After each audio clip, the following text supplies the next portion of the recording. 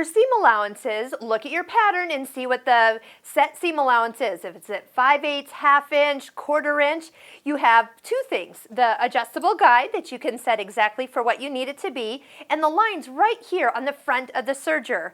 You'll notice that those lines are marked 3/8, 5/8, or 10 or 16 millimeters, but here's how you need to measure. You measure from the outside needle. So if you have both needles in for a 4-thread construction seam, measure from the outside needle to how much you're cutting off. That way you will have part of it left in the seam and part of it is actually removed. If you are using just the right needle, again, measure and make sure you're not cutting too much seam allowance off.